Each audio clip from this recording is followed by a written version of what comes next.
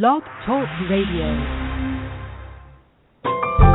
Welcome to Last First Date Radio, featuring interviews with experts in dating, relating, and mating in midlife. And now, here's your host, Sandy Weiner.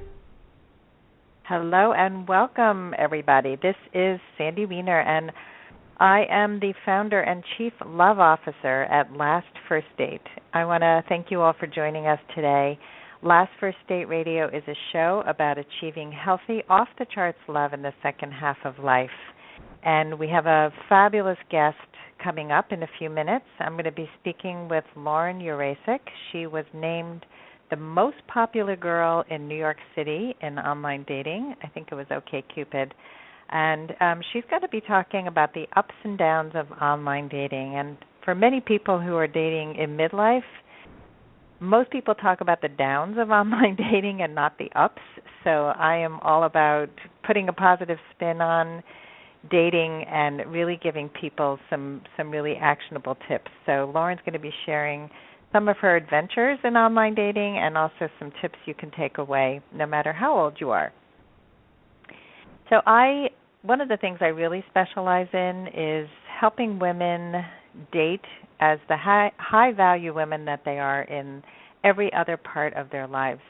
For some reason, we tend to forget that we have value when it comes to dating, that we could be incredible at work and incredible parents and incredible siblings and an amazing friend, but when it comes to men, we often lose ourselves. And so I love to remind women of their value with men when they're dating, and men too, the men who come to me, the brave men who come to me to get coaching, the ones who can see that they need a little support.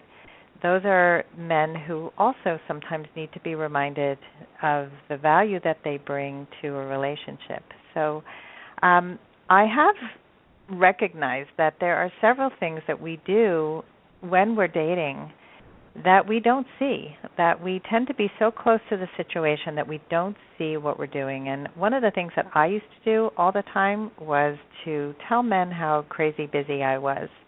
And I was busy. I was busy trying to build a new business and had gotten divorced. I was trying to take care of a home and make sure my kids were doing okay. But by conveying this crazy busyness, it was really a way of pushing men away because they took away from that message that I was too busy to date. And that was not true. I really wanted to be in a relationship, and I was not conveying it because I was using those simple words. So sometimes it's the words you say, sometimes it's an action that you take and you don't mean to come across a certain way.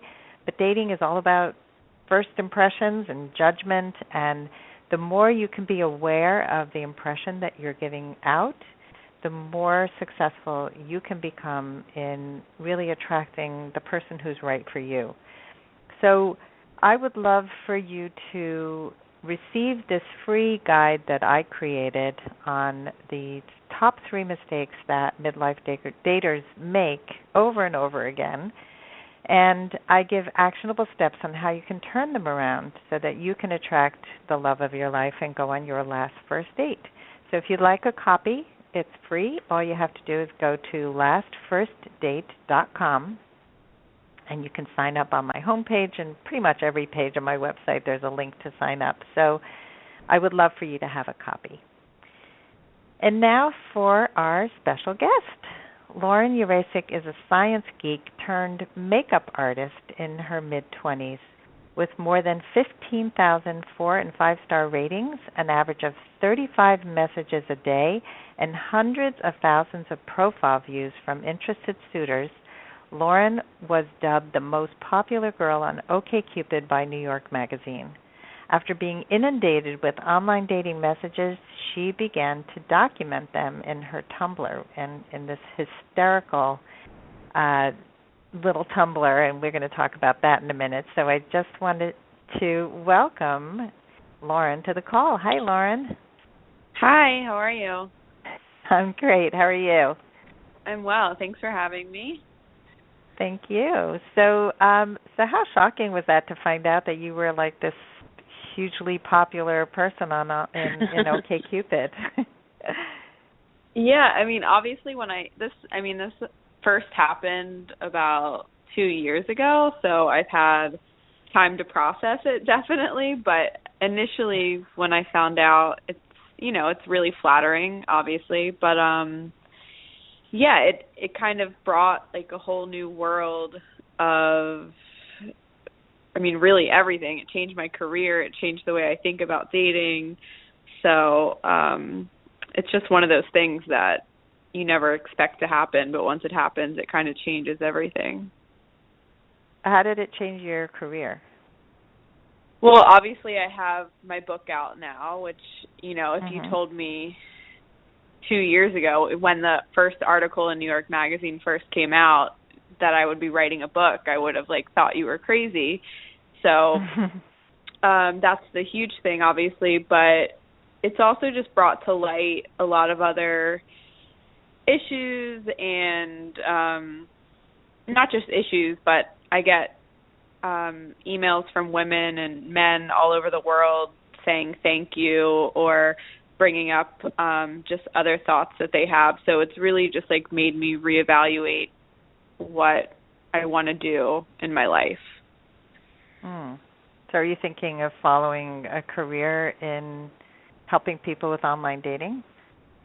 Not necessarily specifically about online dating, but I really love the aspect of empowering women, and like you briefly mentioned, just how people are very quick to forget about their worth, and I think that's really important to remind people that, they are their most important selves, and once you realize that, then I think you're put in a better place to find someone to be with.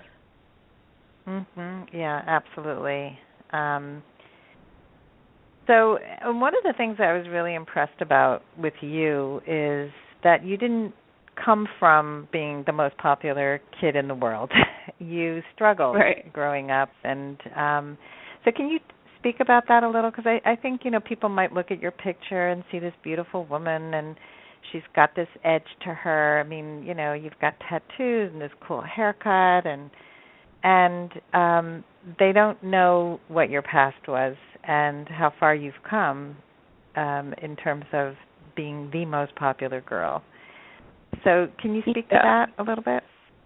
Yeah, I mean, I think that really anyone who, obviously I can't generalize 100% about this, but anyone who's, the most popular girl or boy in high school, they don't necessarily have that struggle or want to become better because they're, doing great how they are. But I was born with a cleft lip, which I got bullied about all the time, which it's really not, a big deal in the grand scheme of the world and what people have to deal with. But just that aspect of being really heavily bullied makes you just kind of want to prove people wrong and do more than, people ever thought you could do. So, yeah, that was, and then you go through certain things that a lot of kids go through growing up, like your parents getting divorced and, moving around a few times. I wound up switching high schools, so I never really had a close group of friends. And just I'm still very young, so I grew up right when the internet was when social media was becoming a big thing. So just being bullied a lot on social media when it was a brand new thing, I think contributed a lot to just my drive that I have now. Yeah, well, what's great is that you took it into a positive direction, because you could have easily just become bitter and angry and felt like a victim. And so I love that. And how old are you, just so the audience knows, if you don't mind? Yeah, I'm 25. That. Right, so you're right in between two of my kids. And I remember when AIM came out, when my oldest daughter, who's 27, was in middle school and high school, and oh my God, it was bad enough to be around the bitchiness of girls during the day, but you come home and the things that people would say behind the screen of a computer were disgusting, and the tears, and oh God, I mean, it's I think it's only gotten right. It's only gotten crazier with everything, but I specifically switched high schools because I was there was a MySpace group made up about me. There was hundreds of people that were belonging to it. And it was just called I Hate Lauren Urasek. So it's God. And it's funny because these things stick in your mind, but since then I've actually gotten an apology from the guy who created it. But wow. People that do these things, they don't even really remember they do them, It's just a thing they were doing as a stupid kid in high school, but these are the things that have stuck with me, and they make you who you are. So you have to kind of appreciate. Yes. Yeah. Well, it's great that you got the apology, and that was a horrible thing to read about. But I totally get it. I know how mean kids can be, and I'm just grateful that you were able to take away a positive message, and also to get an apology is pretty awesome. So let's talk about some of the aspects of the book. I mean, one of my favorite part is your Tumblr. They really said this, and that just cracked me up, because it's something that I sometimes I look at messages that men send me, and I'm just you just crack up, because they're so silly and ridiculous. It's really it's obnoxious. Yeah, some are obnoxious, some are, they don't know. I think a lot of guys really are clueless. Here's one of my favorite. So the Tumblr was called They Really Said This, and it was all true things that men had said. So here's one. Hey, you are cute, little mouse. Want to play a game? And no, before you start insinuating, it's not sexual, you perv. That was just it's very, I don't know where they get these things from, really. I don't know. All right, well, let's talk about what you've learned about yourself through dating online. Yeah, definitely. I first started dating online when I got out of a 4-year relationship, but that was my first real relationship. And right when I was getting out of it, OKCupid was really big. So, you definitely learn what you want and what you don't want. And I think the biggest thing is once you go through, once you date enough people, you kind of learn what you're going to put up with and what you're not going to put up with, and just going back again to your self-worth. I've dated several guys who I could have kept seeing, but they really weren't treating me possibly the best, but I could have kind of just given in and dealt with it because I wanted a relationship. And I have done that in the past, but at this point in my life, I have to stop myself, and I'll be okay, it's happening again. Let me get out before it gets bad. So that's probably and that's why I'm still single, I think, just because I'm happier being single than, just settling for someone. Yeah, good for you. So I think that's the biggest thing. So a lot of people will think there's something wrong with single people, like it's a disease, right? Oh my God, you're single, and especially now that the holidays are coming, and there's a whole scramble to get online right around holidays. I think one of the biggest there's actually a term for that. Is there? What's the term? Yeah, it's called cuffing season. Cuffing? Wow. Why is it called cuffing? Handcuffs, cuffing season. Yeah. So you want to lock cuff someone to down. Someone? Yeah. Oh, funny. I just learned Oh my God. Yeah, I just learned this like 6 months ago. Interesting.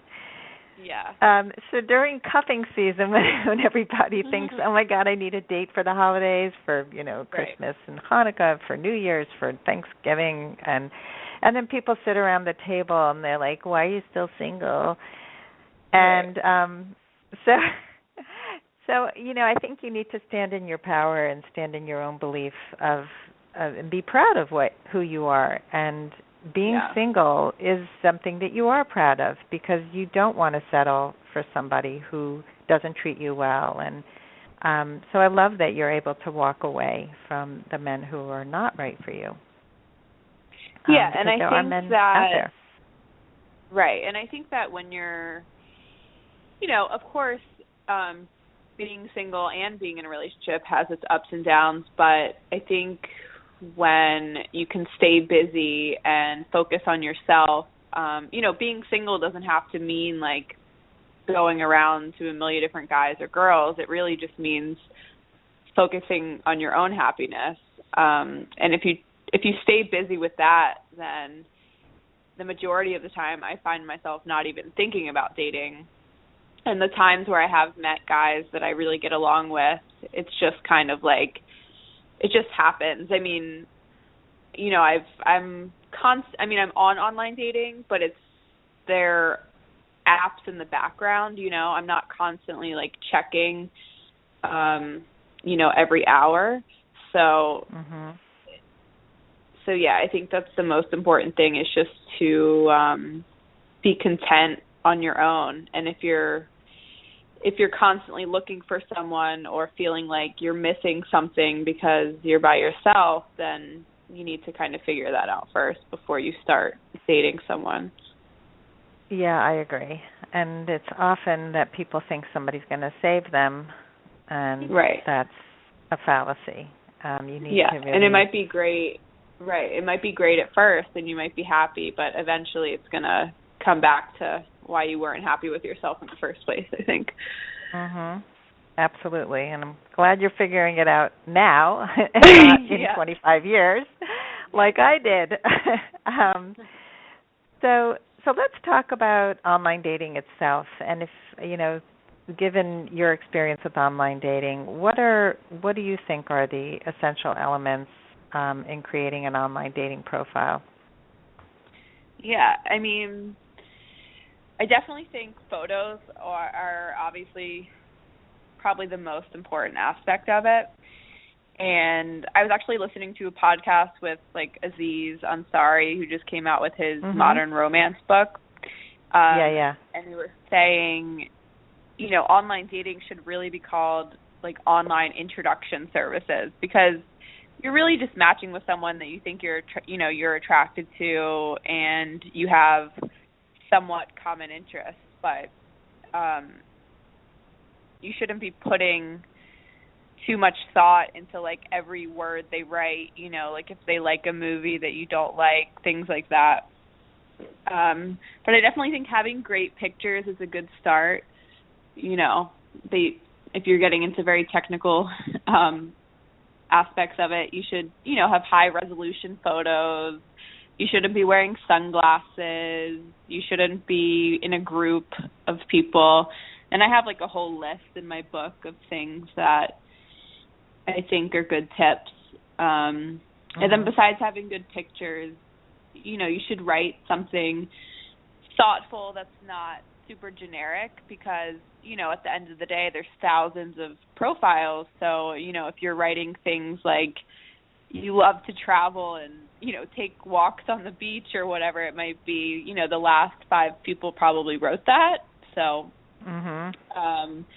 it's really about just being genuine and, showing your best self. And if you don't really know what to write or what pictures to choose, then, I think asking your friends is a good start, what they think about you. I have to disagree with you on that one. Yeah. And I'll tell you why. Often people's friends don't have the right perspective, and a lot of women have friends who think that their profiles are fantastic, and they're women, and they don't really understand what men want and what men like. And so what may appeal to your best friend could really suck when it comes to men. So yeah, it's good to have perspective and to ask somebody else, but you have to be careful who you ask, I think. That's my... Well, yeah, I mean I'm referring to asking like your closest friends who you trust that know you, and I think the positive traits about yourself shouldn't matter whether it's a woman or a man, reading into it. So sometimes people are also afraid or too humble to even, talk positively about themselves. So I think sometimes that when you get the other person's opinion, it can help in that respect. Yeah, people do tend to be overly humble, or they can come across as sounding like they're bragging too much too. Right. Yeah, that also. So yeah, it's not easy to write a profile. I mean, that's why I write profiles for people, because so many people get stuck on this. But I love Aziz Ansari. I think he said some really funny things in that book, and I love what he says about his parents and how they met. Did you hear that part? No, I didn't. So he actually was talking about this. I heard it just last week also, but he talked about how it's so hard to make decisions today because we have so many choices. We have online dating, which gives us so many choices, and everything in our lives pretty much. There are just tons of choices. And so he said when his parents met, they were set up, and his father met 3 women. The first one was too tall, the second was too short, and then his mother was just the right height.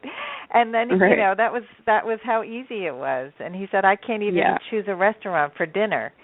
And so I think there is something about the fact that we have so many choices that we often get stuck choosing, and that happens in dating all the time, where there's another one and another one and another one, and especially at your age, I think there's a lot of that.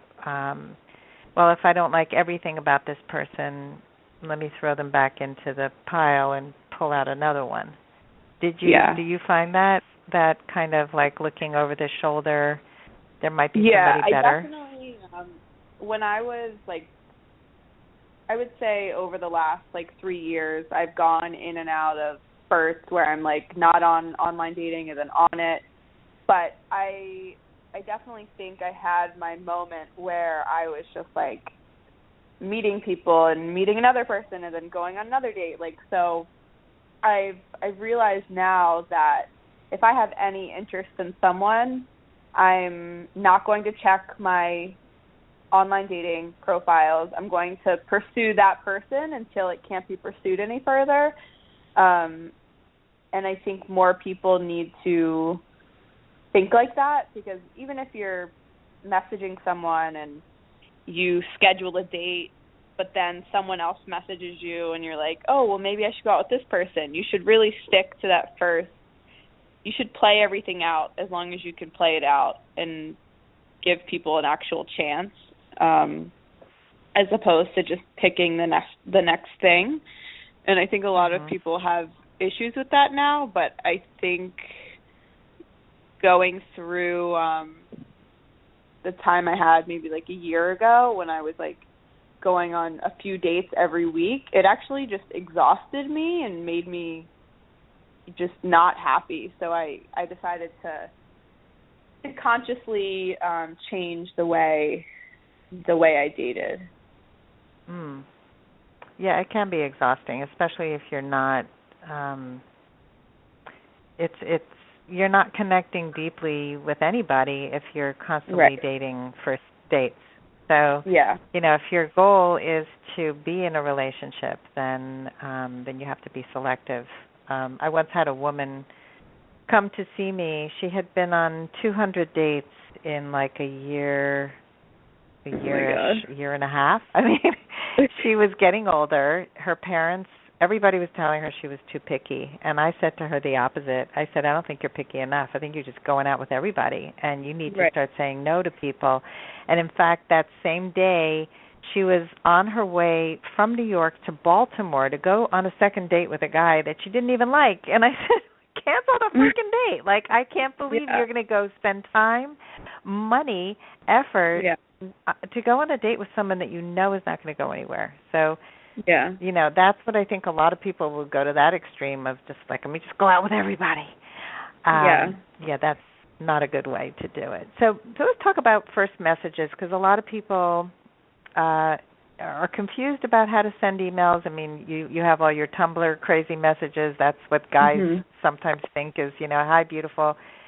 That's not a good connecting message. So do you have any good tips for first messages? And also, do you believe that women should take initiative in sending first messages? Yeah, so I would say a lot of the successful dates I've been on, I took the initiative and sent a first message, and I don't really believe in, you know, I still like to be courted, if you want to say that, and like have a guy take charge in some aspects, but if someone's not going to message you because they just like are busy or they're on like 5,000 apps, like just send them a message. It's I've heard from a lot of guys that they actually like that, and it's an attractive quality. So, yeah, I don't think it's a big deal if women message at all. And then also, I mean, just as far as sending, whether you're a girl or a guy, I think just sending a respectful message is obviously a good place to start. You know, my blog features like some of the craziest, most disgusting things possible. So as long as you're sending something respectful and maybe like, you know, looking back at that person's profile and choosing like one or two things that you think you might have in common that you can reference, then that's a good place to start. Yeah, I mean, it's people really overthink it. I think it's really like, hi, I'm John, how are you? How was your week? Like, that's fine.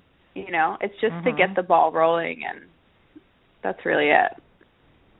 Yeah, a lot of people overthink or they write too much. I had a client who wrote, she answered a guy's email and she wrote back like her entire life story. And I was like, okay, we're going to talk about TMI here. And, you know, and you unfold slowly with men. You don't dump your whole life because that's a sign of desperation and neediness. And also you want to maintain mystery. So, yeah, so don't overthink it. And also, I mean, I like to save like a real conversation for when you meet in person. I think you give yourself more reasons not to meet up with someone if you're having a full-blown conversation before you actually meet. Yeah. So don't even talk on the phone at all? I mean, on the phone, for people in their 20s, I feel like that's like a very weird thing. And I know it's like, I kind of wish people did talk on the phone more because you can really tell a lot about someone by the way you have a conversation with them. But unfortunately, it's like seen as very weird. And obviously texting is more frequent than phone conversations. So, but yeah, I found myself not going out with guys because they'll like send something weird maybe that's a good thing. I don't know. I still think you should save the majority of the conversation for in person. Yeah, I agree. I think that people get too involved too quickly before meeting in person, and I think the in-person is the most important thing, and then even then you don't know somebody until you do. So right. Great tips. There's so much more we could talk about, but unfortunately we're at the end of the show. So please tell our audience where they can get your book. Sure. My book is called Popular, and it's on Barnes & Noble, Amazon, pretty much everywhere books are sold, and all my social media is at Lo and the Cosmos. Awesome. Well, thank you so much for coming on the show today, Lauren, and good luck. Good luck on your search for love and in your new career path and everything that this has opened up for you, and really appreciate hearing from you today. Great. Thank you. Thanks for having me. Thank you. And thanks, everybody, for joining us today, and I hope you all go on your last first date very soon. Have a great day.